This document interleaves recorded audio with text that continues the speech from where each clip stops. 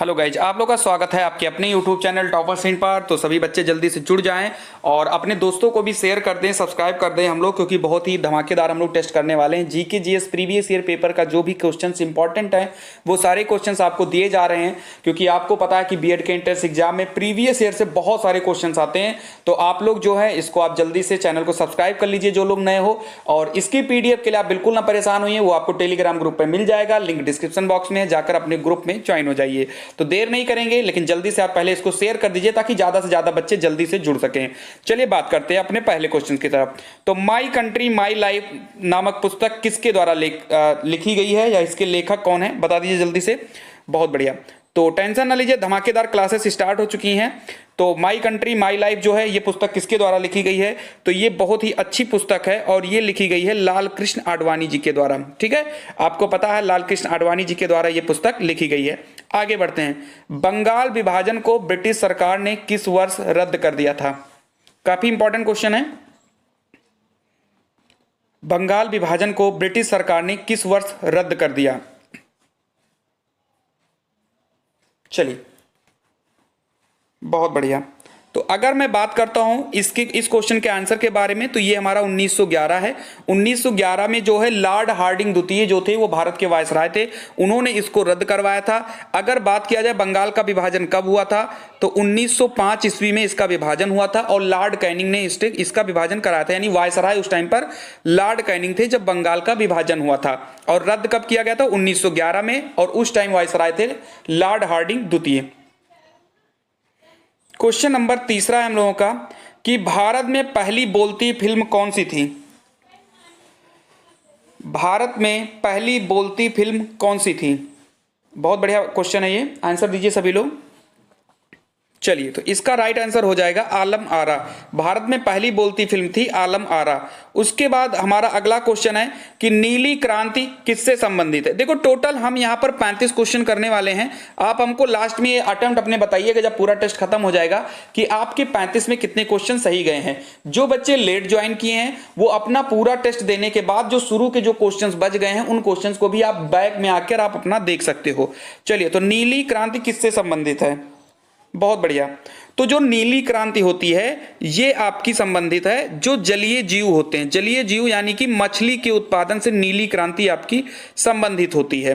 भारत का सर्वाधिक विदेशी व्यापार है जापान के साथ, जर्मनी के साथ, यूएसए के साथ, या यूके के साथ। यूके यानी ब्रिटेन के साथ। शेयर नहीं कर रहे हो इसको, जरा शेयर कर दो सभी लोग, पता नहीं क्या कर रहे हो। अपने जितने भी एक एक ग्रुप हैं सब में आप जल्दी से इसको शेयर कर दीजिए। 1 मिनट का समय लगेगा ताकि ज्यादा से ज्यादा बच्चे जुड़ जाएं और हम लोग और अच्छे से इंजॉय कर सकें इसको। चलिए, तो अगर मैं बात करूं यहां पर जो भारत के सर्वाधिक जो व्यापार होते हैं वो यूएसए के साथ हैं, ठीक है, अमेरिका के साथ हैं। चलिए आगे बढ़ते हैं हम लोग। विश्व का सर्वाधिक नगरीकृत देश कौन सा है? काफी अच्छा क्वेश्चन है। विश्व का सर्वाधिक नगरीकृत देश कौन सा है? तो इसमें आपका राइट आंसर हो जाएगा सिंगापुर। हम लोग सुपर फास्ट कर रहे हैं, जहां मुझे बताने की जरूरत होगी, एक्सप्लेन करने की, मैं वहां जरूर करूंगा। लघु उद्योगों के लिए उच्चतम वित्त निकाय कौन सा है? लघु उद्योगों के लिए उच्चतम वित्त निकाय कौन सा है? चलिए, तो आपको पता है सिडबी, और सिडबी का फुल फॉर्म ही होता है small industrial development board of India. ये इसका फुल फॉर्म होता है। जो भी छोटे उद्योग होते हैं, लघु उद्योग होते हैं, उनके लिए फाइनेंस की व्यवस्था करता है। चलिए आगे बढ़ते हैं। चलिए आगे बढ़ते हैं हम लोग। अगला क्वेश्चन है पुराने श्याम प्रदेश का नया नाम क्या है? पहले एक देश था जिसका नाम श्याम प्रदेश था, उसका नाम बदलकर दूसरा कर दिया गया है। तो इसका आपको राइट आंसर बताना, यानी किस देश का पुराना नाम श्याम था, ऐसा आप याद कर सकते हो। चलिए, तो ये हो जाएगा थाईलैंड। यानी थाईलैंड का जो पुराना नाम था वो श्याम था, और थाईलैंड की राजधानी बैंकॉक है। चलिए, महान कवि अमीर खुसरो का जन्म स्थान कहां है? काफी अच्छा क्वेश्चन है, बताइए। चलिए, तो इसका राइट आंसर हो जाएगा पटियाली एटा। एटा में इनका जो है जन्म स्थान और अमीर खुसरो को भारत का तोता या फिर तबला या सितार का इनको आविष्कारक भी कहा जाता है। काफी इंपॉर्टेंट है और पटियाली एटा में इनका जन्म स्थान हुआ है। अगला क्वेश्चन है, बॉक्साइट निम्नलिखित में से एक धातु का अयस्क है, जो यानी कि जो बॉक्साइट है वो किसका अयस्क है, बता दीजिए आप लोग। इजी क्वेश्चन है और ये जितने भी क्वेश्चंस हैं ये आपके प्रीवियस ईयर में आए हुए क्वेश्चन हैं। जैसा कि आपने देखा कल के जो हम लोग टेस्ट कर रहे हैं तो कल जो है क्वेश्चंस के लेवल बहुत अच्छे थे, यानी बच्चों ने कहा कि सर आज क्वेश्चन बहुत ही अच्छे लेवल के हैं, तो वो दरअसल वो भी एक प्रीवियस ईयर पेपर का था, ये भी प्रीवियस ईयर पेपर का ही सेट है।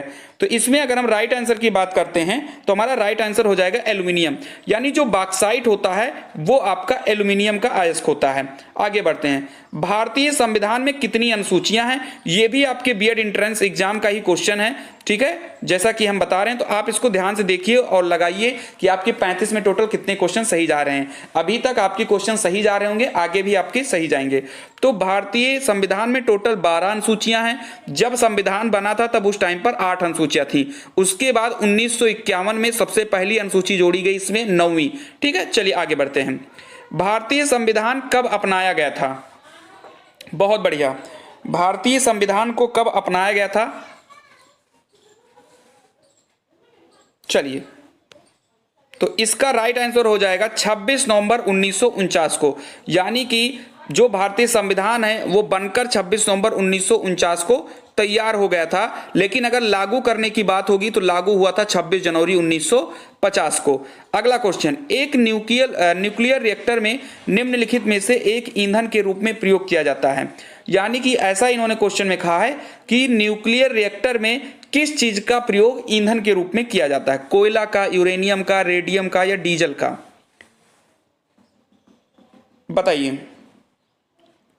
चलिए तो इसका राइट आंसर हो जाएगा यूरेनियम, यानी कि जो आपका न्यूक्लियर रिएक्टर होता है उसमें ईंधन के रूप में हम लोग यूरेनियम का प्रयोग करते हैं। आगे बढ़ते हैं, प्रथम मुस्लिम शासक जिसने मूल्य नियंत्रण प्रणाली आरंभ की थी, ये क्वेश्चन आपने देखा होगा, पिछले भी मैंने 2 प्रीवियस ईयर पेपर में इसको डिस्कस किया है, तो ये क्वेश्चन जो है आपका इंपॉर्टेंट बन गया इसका मतलब, क्योंकि ये 2-3 बार एग्जाम में आ चुका। प्रथम मुस्लिम शासक जिसने मूल्य नियंत्रण प्रणाली आरंभ की थी, चलिए तो इसका राइट आंसर हो जाएगा अलाउद्दीन खिलजी। अलाउद्दीन खिलजी ने ही मूल्य नियंत्रण प्रणाली को प्रारंभ किया था। तानसेन जो एक महान संगीतकार थे, किसके दरबारी थे, अकबर के, बहादुर शाह के, राणा कुंभा के या कृष्णादेव राय के। जो तानसेन थे वो किसके दरबार में रहते थे, चलिए बताइए, जल्दी जल्दी आंसर टाइप किया करिए सभी लोग, बहुत जल्दी जल्दी। चलिए इसका राइट आंसर हो जाएगा अकबर, यानी जो तानसेन थे वो अकबर के दरबारी कब थे। आपको पता है कि अकबर के दरबार में 9 रत्न थे, जिसमें बीरबल शामिल थे, तानसेन शामिल थे, रहीमदास, अब्दुल रहीम खान खाना शामिल थे, फैजी शामिल थे, मान सिंह, टोडरमल, हकीम हुकाम, मुल्ला दो प्याजा, ऐसे करके 9 लोग उनके जो हैं नवरत्न में शामिल थे, ठीक है। चलिए जैसे कि बात आता है कि जो टोडरमल हैं इनको किसका जो है कौन सा कारभार ये देखते थे, तो जो टोडरमल हैं वो वित्त मंत्री से थे, मान सिंह जो थे वो सेनापति थे, वीरबल भी इन्हीं के नवरत्नों में से आते थे। आगे बढ़ते हैं, निम्नलिखित में से किसने तीनों गोलमेज सम्मेलनों में भाग लिया था, चलिए बता दीजिए, तीनों गोलमेज सम्मेलनों में किसने भाग लिया था,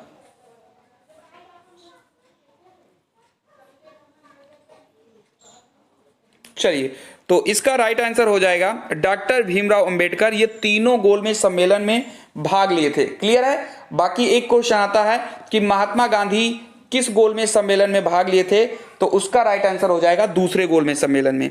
चलिए आगे बढ़ते हैं हम लोग, और डॉक्टर भीमराव अंबेडकर को संविधान का जनक भी कहा जाता है। राष्ट्रीय शक्कर संस्थान कहां स्थापित किया गया है, नेशनल शुगर ऑर्गेनाइजेशन या राष्ट्रीय शक्कर संस्थान कहां स्थापित किया गया है। क्वेश्चन नंबर 17 है और मुझे लग रहा है इजी होगा ये क्वेश्चन जी। तो इसका राइट आंसर हो जाएगा कानपुर, यानी राष्ट्रीय शक्कर संस्थान या राष्ट्रीय चीनी संस्थान जो है वो कानपुर में स्थित है। अगला क्वेश्चन, एक राष्ट्रीय नेता जिनका जन्मदिन राष्ट्रीय शिक्षा दिवस के रूप में हर वर्ष 11 नवंबर को मनाया जाता है, बताइए।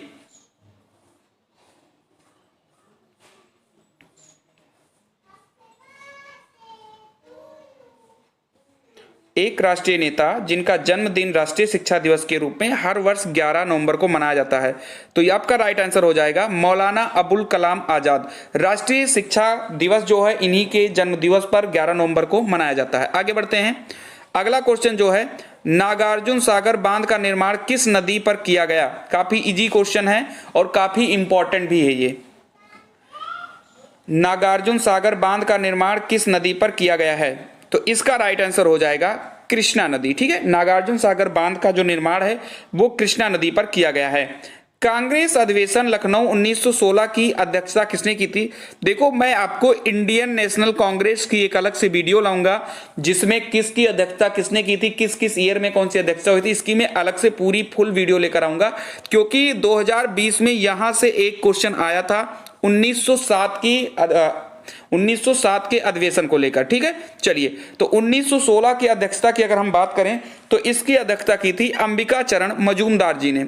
ठीक है, ये लखनऊ का अधिवेशन था, 1916 ईस्वी में हुआ था और अंबिका चरण मजूमदार ने इसकी अध्यक्षता की थी। रिहंद परियोजना कहां स्थित है?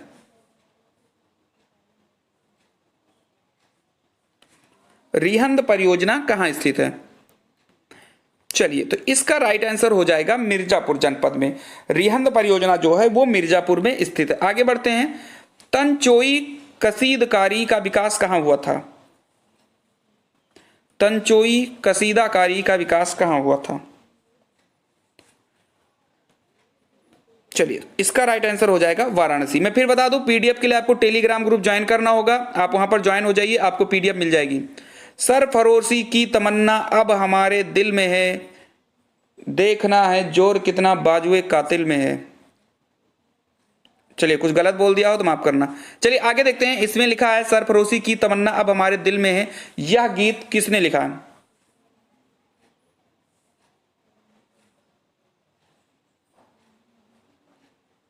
चलिए, तो इसका राइट आंसर हो जाएगा राम प्रसाद बिस्मिल। इन्होंने गाया था सरफरोशी की तमन्ना अब हमारे दिल में है, वह रासायनिक तत्व जिसका प्रयोग कृत्रिम वर्षा करने के लिए किया जाता है।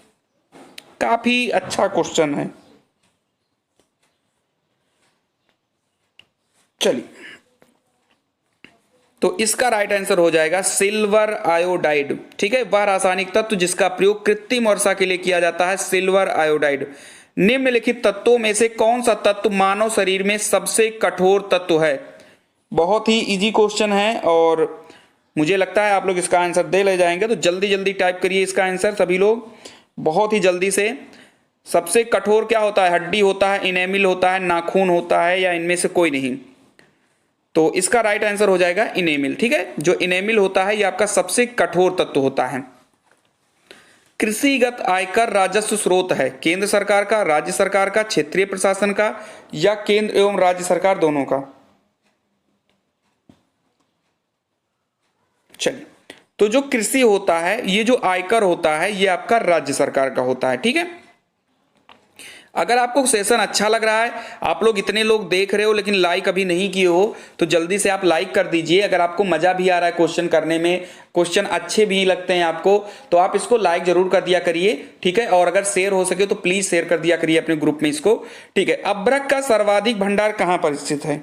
बताइए आप लोग, सबसे ज्यादा अभ्रक कहां पाया जाता है ये आप बताइए, या अभ्रक में सबसे पहला स्थान किस देश का है? तो इसका राइट आंसर हो जाएगा भारत। ठीक है, भारत में जो है अभ्रक का जो भंडार है वो सबसे ज्यादा मात्रा में है।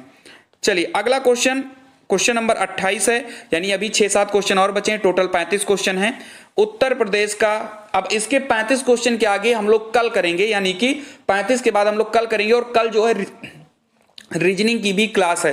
ठीक है, तो आप लोग रीजनिंग की क्लास लेना बिल्कुल ना भूलें। कल जो है कैलेंडर की धुआंधार ट्रिक, यानी इसके जैसी ट्रिक आपने कभी देखी नहीं होगी, कल हम लोग उसकी क्लास करेंगे। उत्तर प्रदेश का ललितपुर जनपद जाना जाता है किसके लिए? यूरेनियम भंडारों के लिए, शक्कर उद्योगों के लिए, पुलिस प्रशिक्षण संस्थान के लिए, या इनमें से कोई नहीं? उत्तर प्रदेश का ललितपुर जनपद। चलिए, तो इसका राइट आंसर हो जाएगा यूरेनियम भंडार के लिए। जो आपका ललितपुर है वो आपकी यूरेनियम भंडार के लिए जाना जाता है। आगे बढ़ते हैं। निम्नलिखित में से किस अगर आपको ये सारी चीजें लिखनी है तो मैं कहूंगा लिखिए ना, क्योंकि इसके लिए पीडीएफ मैं आपको दे दूंगा टेलीग्राम ग्रुप पर। तो अगर आप लिखना चाहते हो तो लिख लीजिए, ऐसी बात नहीं, लिखने से आप बार बार आपकी चीजें सही हो जाएंगी। तो आप इसका स्क्रीनशॉट ले लिया करिए, आप बाद में इसको बैठ के लिखते रहिएगा। निम्नलिखित में से किस महासागर का आकार अंग्रेजी के अक्षर एस जैसा है? ठीक है, बताइए। आपको पता है कि हम लोगों के पास में जो महासागर है, ठीक है, उसमें आपका प्रशांत महासागर जो है सबसे बड़ा महासागर है। लेकिन अगर हम बात करें कि कौन सा महासागर है जिसकी आकृति जो है एस आकार की है, तो आपका अटलांटिक महासागर हो जाएगा। बहुत बढ़िया, आगे बढ़ते हैं। चौथा बौद्ध महासभा का आयोजन किसने किया?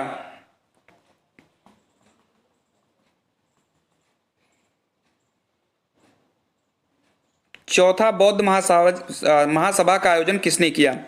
चलिए, तो इसका राइट आंसर हो जाएगा कनिष्क ने किया था। चौथा बौद्ध महासभा का होगा। कनिष्क के बारे में आपको पता होगा कि ये कुषाण वंश के बहुत ही प्रसिद्ध शासक थे। ये लोदी वंश का अंतिम शासक कौन था, बता दीजिए।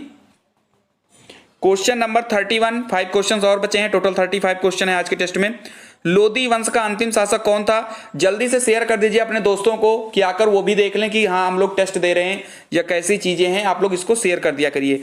तो लोदी वंश का जो अंतिम शासक था उसके बारे में आप सबको पता होना चाहिए, इब्राहिम लोदी था।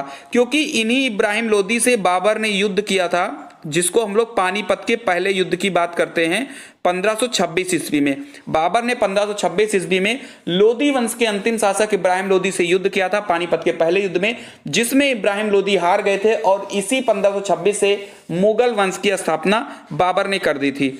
अब बात करते हैं अंडमान एवं निकोबार की राजधानी क्या है। बहुत इजी क्वेश्चन, बहुत ही इजी क्वेश्चन है, लेकिन मुझे लग रहा है तुम लोग इसको भी गलत कर दोगे।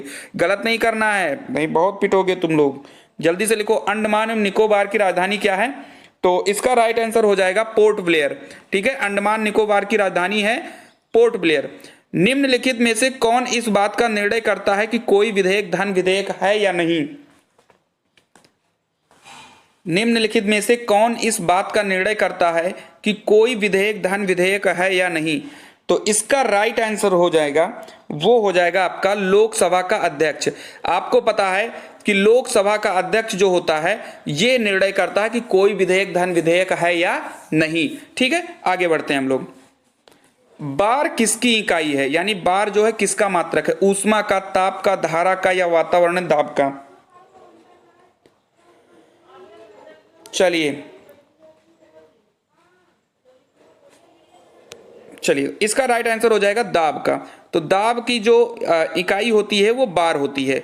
वोट देने का अधिकार क्या है? लास्ट क्वेश्चन है ये। सभी लोग लेकिन चैनल को बिना सब्सक्राइब किए नहीं जाएंगे। जो लोग अभी नहीं सब्सक्राइब किए हैं, जो नए बच्चे हैं, वो सब्सक्राइब कर लें और बाकी लोग इसको शेयर भी कर दें। आप लोग ने टेस्ट दे लिया है, दूसरे लोगों को भी टेस्ट देने का मौका दें कि देखो आप कितना क्वेश्चन सही कर पाते हो। अपने जितने भी स्टडी ग्रुप आपने बनाया है उस ग्रुप में इसको आप शेयर कर दीजिए। और इस क्वेश्चन के बाद आपको नीचे लिखना है कि आपके कितने क्वेश्चन 35 में सही गए हैं। ठीक है, तो इसका राइट आंसर आप लोग बताइए कि वोट देने का अधिकार क्या है।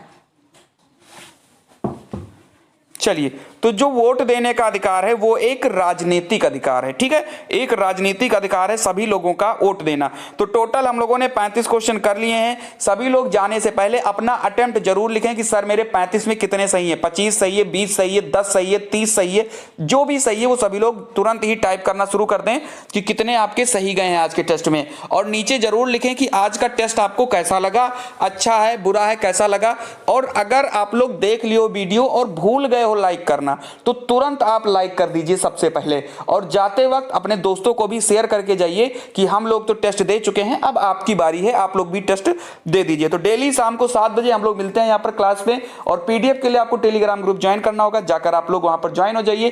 पीडीएफ आपको थोड़ी देर में मिल जाएगी। तो मिलते हैं अगली वीडियो में, तब तक के लिए जय हिंद, जय भारत।